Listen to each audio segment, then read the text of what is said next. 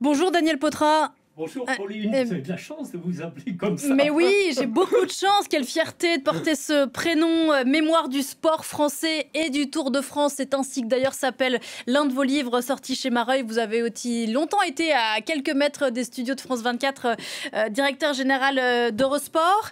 Pauline Ferrand-Prévot, premier tour, première victoire, un an tout juste après son sacre olympique.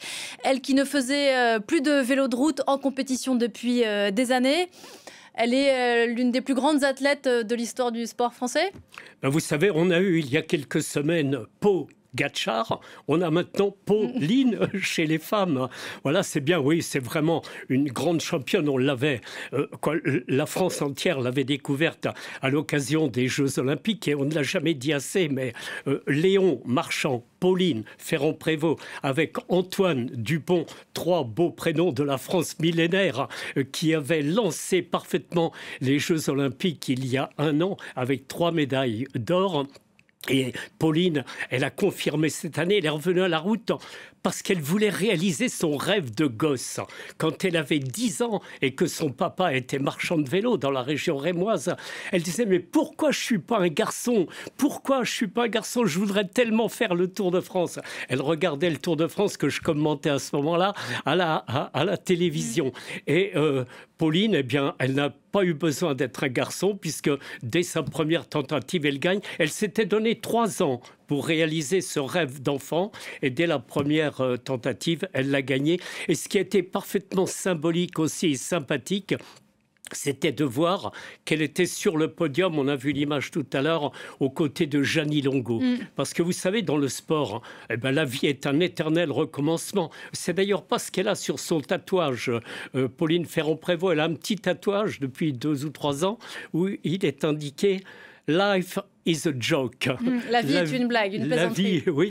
Et donc, la revoir à côté de Jeannie Longo, c'est le même gabarit toutes les deux. 1,64 m ou 5, une cinquantaine de kilos, vous voyez. Et ce sont deux jeunes femmes extraordinaires. Jeannie Longo, bien sûr, triplée 1987, 1988, 1989. Je salue Marie-Françoise Potreau. Bonjour, merci beaucoup de nous rejoindre à distance pour participer à cette discussion. Vous êtes la vice-présidente de la Fédération française de cyclisme. On parlait bien sûr de la PFP Mania qui a déjà pris la France en plein été. Ce qui était très touchant dans ce qu'a dit Pauline Ferrand-Prévot hier, bien sûr sa joie de remporter ce tour. Elle a aussi dit que ça avait été dur, que c'était beaucoup de sacrifices et que ça, il ne faut pas le minimiser aussi dans une telle victoire, la dureté, ce que ça représente comme engagement. Oui, tout à fait. Je pense qu'aujourd'hui, les athlètes de haut niveau de son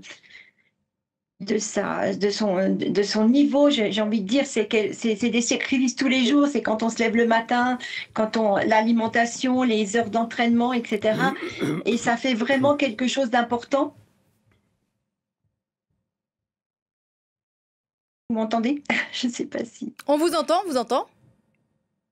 Oui, donc voilà, je pense qu'elle a fait beaucoup de sacrifices, comme Jeannie Longo en a fait aussi pour réussir. Je crois que c'est des femmes hors normes qui vont au-delà, qui savent se dépasser dans tous les domaines et qui ensuite sont des ambassadrices pour les plus jeunes. Et des modèles, effectivement, des modèles féminins, c'est important. Vous l'avez dit à l'instant, elle s'est donné 3 ans pour gagner le Tour. Bon, bah, elle l'a gagné au premier coup. Pour autant, elle n'est pas rassasiée. Est-ce qu'on sait ce qu'elle veut faire après ? Ce qu'elle veut faire après, elle a gagné aussi Paris-Roubaix cette année. Il faut dire que le dernier vainqueur français de Paris-Roubaix, chez les hommes, Frédéric Guédon, c'était il y a 28 ans aussi. Tout comme le dernier vainqueur français chez les garçons, Bernard Hinault, c'est il y a 40 ans. Mais je vous dis, la vie est un long fleuve tranquille qui se recycle et on en trouvera un successeur. Mais donc, maintenant, elle veut peut-être être championne olympique sur route. C'est dans 3 ans. Elle aura 36 ans. Ce sera peut être dur, mais en attendant, il y a des courses qu'elle aimerait gagner, comme le Tour des Flandres, Liège-Bastogne-Liège, qui sont les grandes classiques du cyclisme printanier. Et elle continue à se fixer des objectifs comme ça. Elle n'est pas rassasiée. L'autre vainqueur au féminin de ce tour, c'est Marie-Françoise Pottereau, la popularité. Il y avait, on l'a vu au cours de la dizaine d'étapes ces dernières semaines, beaucoup de monde sur les routes et des records d'audience, notamment lors de l'épreuve dantesque au col de la Madeleine. Je crois qu'on a approché les 4 millions de téléspectateurs.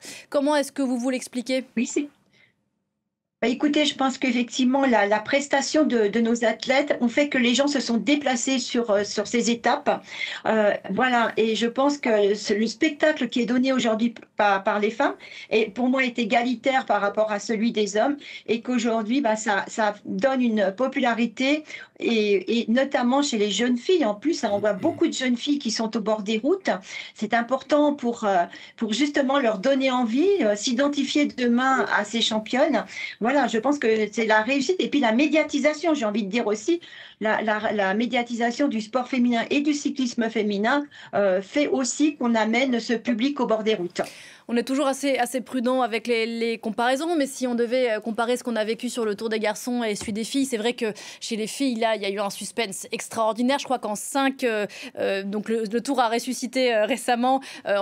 Sur ces 5 derniers tours, il y a eu 5 podiums différents. Là où chez les garçons, voilà, Pogačar écrase tout, entre autres. Est-ce que ce suspense-là peut jouer aussi sur le succès du Tour féminin ?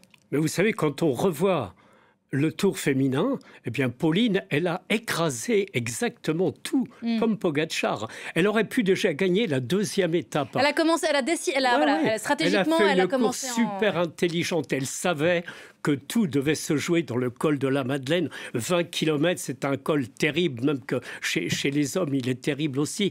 Et là, elle savait que c'était là qu'il fallait. Elle est allée le reconnaître 2 ou 3 fois, ce col. Elle savait à quel endroit elle allait attaquer.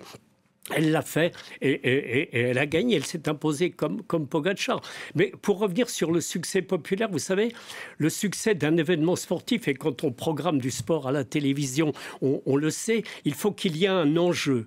Le maillot jaune, c'en est un. Il faut qu'il y ait un héros et il faut qu'il y ait un drapeau. C'est-à-dire qu'il faut que le cœur des supporters batte pour son champion. Alors quand le héros correspond au drapeau, et bien là, ça fait tout exploser. C'est ce qu'on a vu avec ce tour et avec Pauline Ferrand-Prévôt.